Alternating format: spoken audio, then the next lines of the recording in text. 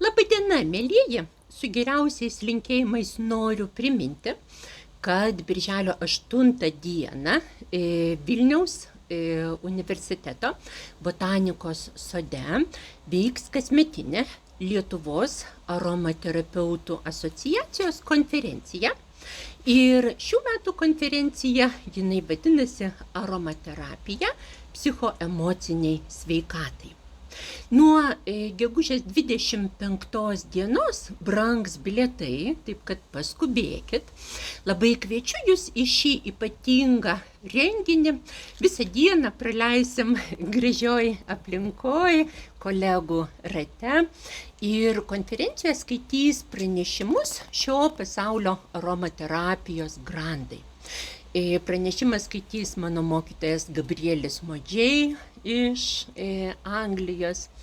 Taip pat skaitys pranešimą nuotoliniu būdu garsus Australijos aromaterapeutas Salvatore Batalija.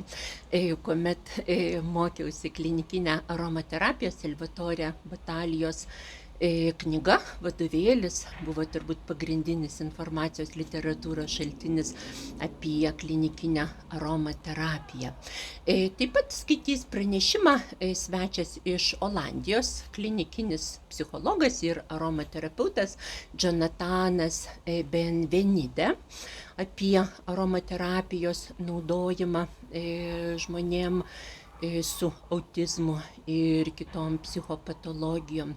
Taip pat skaitys pranešimus lietuviai kolegos Rūta Aldonytė, kuri ką tik tai šį pranešimą skaitė garsioj konferencijoje Botanika. Taip pat šiame renginyje bus ir mano pranešimas, kvapų preferencija ir žmogaus asmenybės archetipai. Parašiau tokią truputėlį šokiruojančią, interaktyvę paskaitą. Uostysim nuostabaus grožio kvapus, aromatus. Aš pasakosiu, kaip kvapų preferencija, pasirinkimas priklauso nuo žmogaus asmenybės savybių ir charakterio archetipų. Taigi bus labai įdomus renginys ir tokie renginiai vyksta tik tai kartą metuose. Iš tiesų, kiekviena konferencija yra unikali.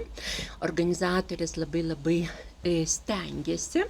Taip kad labai kviečiu visus dalyvauti. Aš pati, kuomet mokiausi aromaterapiją, keliavau į tolimiausias pasaulio šalis, į Angliją, į Prancūziją, mokėjau didžiulius pinigus už dalyvavimą mokymuose ir konferencijose, o čionais renginys vyksta visiškai šalia, Vilniuje.